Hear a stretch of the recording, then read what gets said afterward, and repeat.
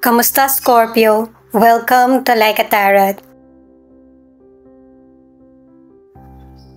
Ito ang gustong ipaalam ng spirit guide mo. Ito yung reading natin ngayon.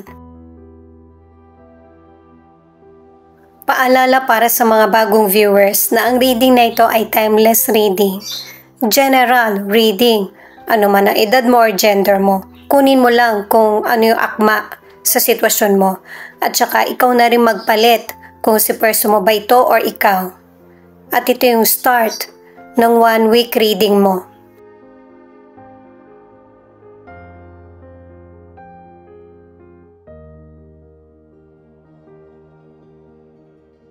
Itong mga cards na ito ang nagpapaalala sa iyo na connected ka sa lahat, sa kapwa mo, sa may kapal, sa universe. May kanya-kanya tayong uniqueness.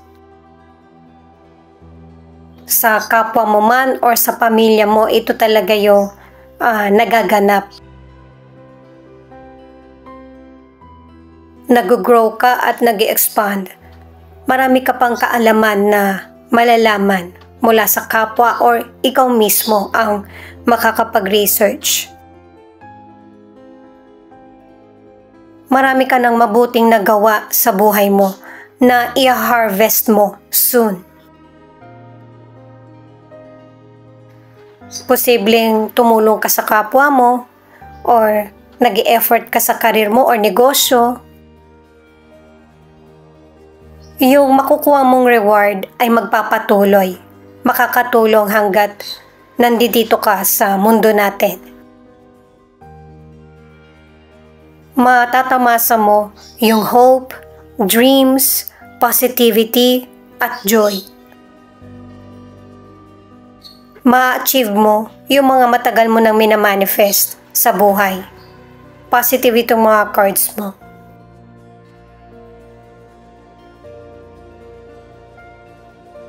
At itong mga cards na ito ang nagsasabi na huwag kang mawala ng pag-asa kahit na may mga panahon na hindi umaayon sa iyo yung kapalaran or may mga dumarating na pagsubok. Guided ka at supported ng family mo, loved ones, friends, lalo na yung spirit guide mo at ang universe.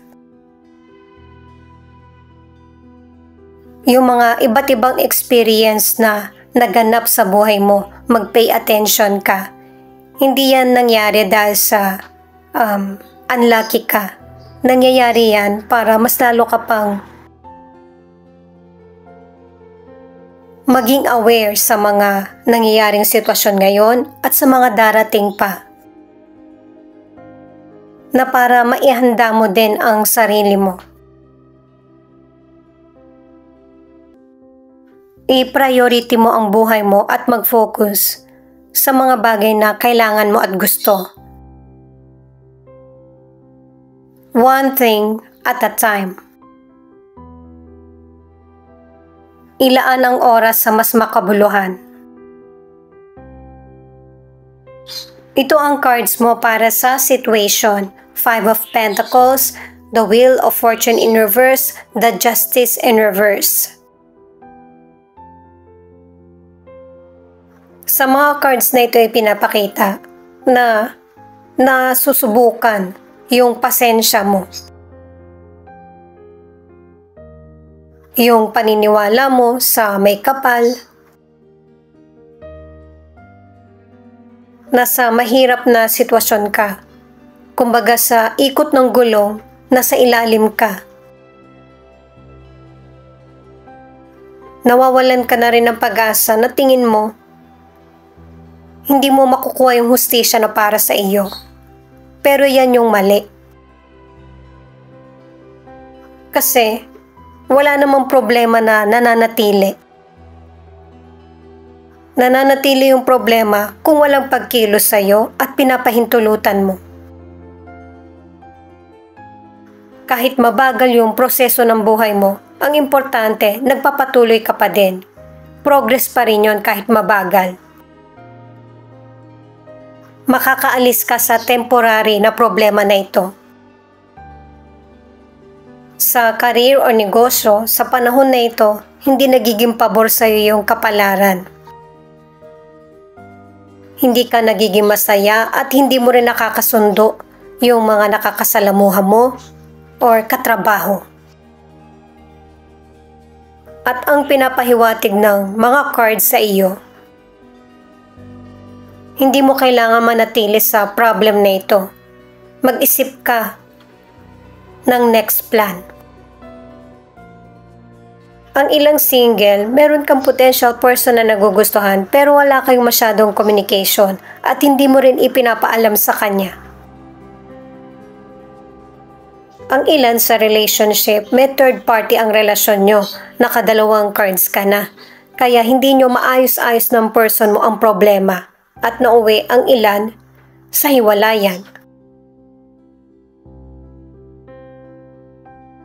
Ito naman yung mga cards para sa hadlang. Knight of Swords, Ten of Swords, Nine of Cups. May mga hadlang na nangyayari sa sitwasyon mo sa ilang Scorpio. At base sa mga cards, ikaw na mismo yung nag-give up na para kausapin yung person or yung makahingi ka ng tulong sa kanya. Ipinaglaban mo naman kung ano yung karapatan mo. Pero ikaw na mismo yung nakapansin na hindi na to makakabuti sa iyo. Kaya, nag-focus ka sa mga bagay na makakaya mong gawin para sa sarili mo or para sa family. May mga hadlang man na dumating pero nagawan mo ng paraan at mas positive ang nagiging sukli sa iyo. Ang ilan sa inyo sa financial, maganda yung naging dating sa iyo. Kumita ka ng maayos dahil sa meron ka namang trabaho or meron kang pinagkakakitaan. Mag-ingat sa biglaang desisyon patungkol sa money. Meron kasing person na hindi dapat pagkatiwalaan. Kung meron man na nanlamang sa'yo sa financial, huwag ka mag-alala. Kasi makakagawa ka pa rin ng paraan na para maresolbahan yung issue sa money. Yung bang aakalain mo na merong person na nakalimot na sa hiniram na financial sa iyo. Mga financial or kita na hindi mo inaasahan. Para sa ilang single, malapit na sa iyo yung potential person na pwede mong makarelasyon. Ang pag-ingatan mo lang, yung mga person na mapagpanggap. Kapag ka naramdaman mo na ganito yung intensyon ng person, umiwas ka na. Naka-4 na cards na para sa betrayal sa relasyon. Pero, aamuin ka ng person mo na para magpatuloy ang relasyon nyo. King of Swords, Knight of Cups, Four of Wands. Ito yung cards para sa solution.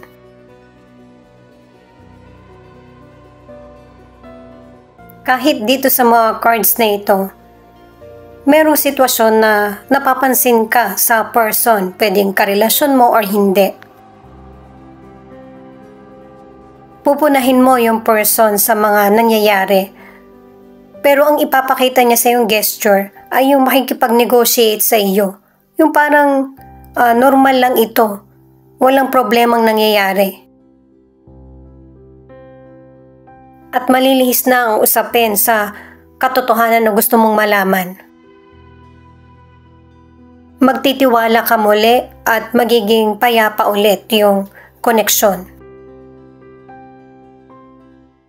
Para sa ilan sa kalusugan, iniimbestigahan pa kung anong disease or illness ang meron ka. At dahil sa maagap ang ilan sa inyo ay magkakaroon ng recovery or hindi ito masyado magiging malala.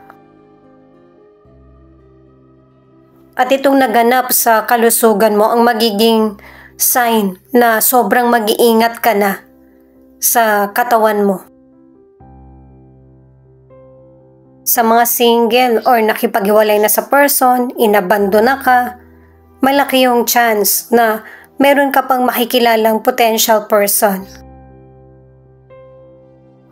At sa person na ito, mas mararamdaman mo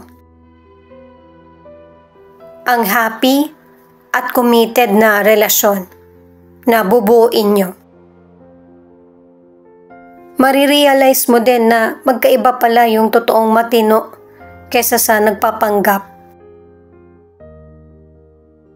Ano man yung gender ng person na nagpaasa sa iyo. Ang ilan sa relationship dahil sa nararamdaman mo na may mali sa relasyon nyo, napapansin mo na mukhang may betrayal. Ang gagawin ng person mo, mas magfo-focus na siya sa relasyon nyo at saka hindi niya ipapaalam kung ano yung mga nangyari sa kanya sa or habang may relasyon kayo. At saka marami din babaguhin ang person mo alang-alang sa relationship nyo na magtuloy ito at maging masaya para wala ka na ring isipin or yung pagdudahan siya. Ito naman yung mga cards na pwedeng ipakita yung feelings ng person mo or feelings mo.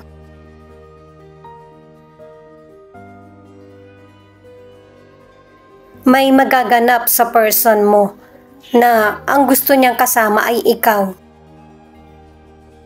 Posible na nagkahiwalay na kayo ng person na ito or patuloy mo pa rin siyang kasama. Kasi may relasyon na wala naman talagang kasulatan na naghiwalay. At itong sobrang lapit ng person mo sa'yo, kinokontak ka niya o kaya minamanipula ka, ito yung tingin mo nagpapatrap sa iyo sa sitwasyon o relasyon nyo. May ilang Scorpio na hindi ka makapag-decide para sa sarili mo.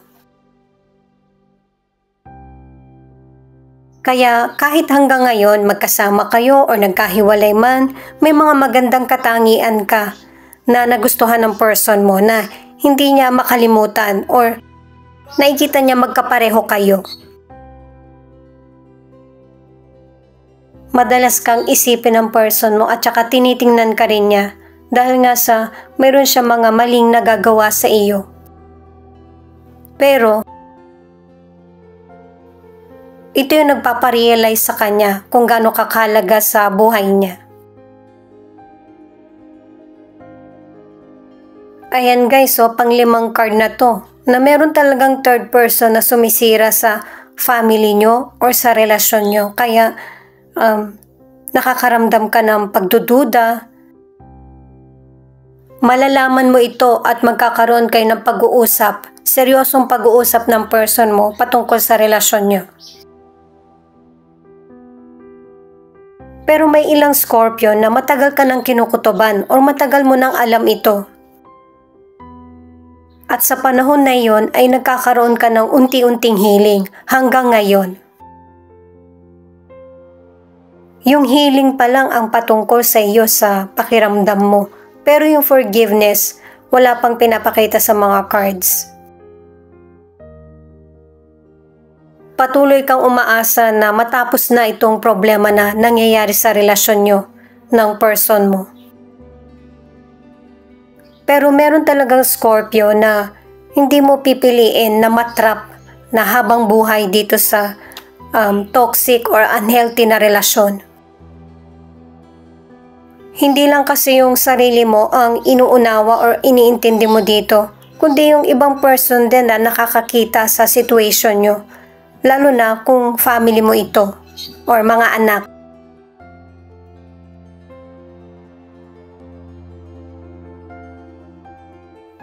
Capricorn, Scorpio, Virgo, Pisces, Taurus, Leo.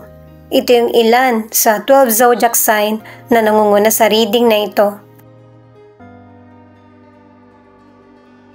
At saka may ilang Scorpio na panahon na lang yung makakapagsabi kung kailan ang forgiveness. Pero katulad na sinabi sa mystical cards na marami pang kaalaman or abundance na mangyayari sa buhay mo. Ito naman yung mga letra na posibleng andito yung letra ng pangalan ng person mo or letra ng pangalan mo. I, K, V, P, Z, R, U, G, H, N. Ay teka lang guys, may natira pa na isang zodiac, Libra.